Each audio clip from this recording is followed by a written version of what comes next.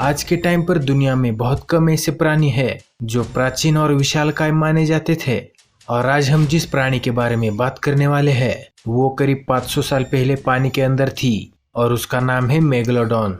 उस वक्त में ये शार्क पानी के अंदर सबसे ताकतवर मानी जाती थी और वो इतनी विशालकाय थी कि उसके मुंह में एक ही वक्त पे 50 लोग भी डाल दिए जाए तो भी जगह बाकी रहेगी।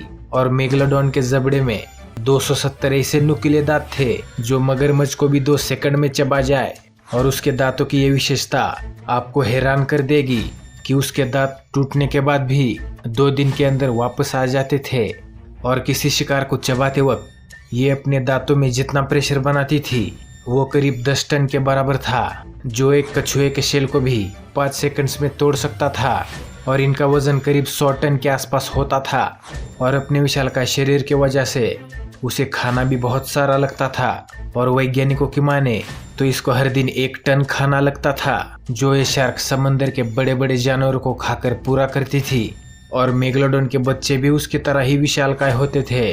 उनका वजन करीब 10 टन हुआ करता था और इनका जन्म समंदर की गहराई में होता था। और मेगलोडॉन शिकार करने के लिए अपने बड़े आकार की वजह से किनारे पर नहीं जाता था और पानी का लेवल कम होना इनके लिए करीब जानलेवा साबित होता था। तो इतनी बड़ी और खतरनाक प्रजाति होने के बावजूद मेगलोडॉन आखिर विलुप्त कैसे हो गया? डायनासोर्स तो एस्टेरॉइड्स की वजह से खत्म हुए थे, लेकिन मेगलोडॉन आखिर किस कारण से खत्म हुआ था? इस चाल के विलुप्त होने का अभी तक कोई सटीक रीजन नहीं निकल पाया है, लेकिन एक थियरी है जिसको सबसे आइडियल माना जाता है। और उसके मुताबिक समय के साथ साथ नई प्रजातियां समुद्र में उत्पन्न होने लगी और समुद्र में मछलियों की संख्या बहुत तेजी से बढ़ने लगी।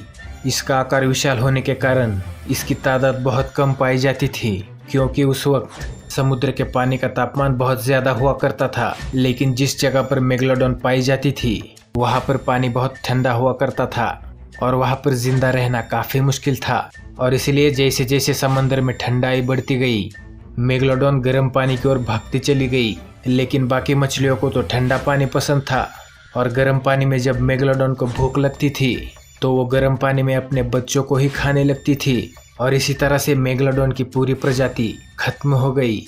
लेकिन कुछ लोग मेगलोडॉन के आज भी धरती पर होने का दावा करते हैं, क्योंकि पिछले कुछ सालों में ऐसी घटनाएं घट चुकी है जिससे मेगलोडॉन के विलुप्त होने की बात पर बहुत बड़ा सवाल खड़ा करता है। और 1875 में कुछ मछुआरों को इसके दांत मिले थे, जिसकी रिसर्च के बाद ये पता चला कि ये दांत मेगलोडॉन के ही हो सकते हैं। दोस्तों, समंदर इतना बड़ा है कि यहाँ पर किसी स्पेसिफिक प्रजाति को ढूंढना किसी इंसान के बस की बात तो नहीं है। और हम समंदर का आज तक सिर्फ 5% हिस्सा ही डिस्कवर कर पाए हैं। और समंदर में ऐसी कई प्रजातियां होंगी जिनके बारे में इंसान को कुछ भी नहीं पता है, और हो सकता है कि उनमें मेगलोडॉन भी शामिल हो। और ये था आज का वीडियो। और अगर आपको ये वीडियो पसंद आए तो इसको लाइक ज़रूर करना और अपने दोस्तों के साथ शेयर भी करना। और दोस्तों, ऐसी वीडियोस बनाने में मुझे काफ़ी वक्त लगता है, तो आपसे एक छोटी सी गुजारिश है कि इस चैनल को सब्सक्राइब कर दीजिए। मिलते हैं अगले वीडियो में। धन्यवाद।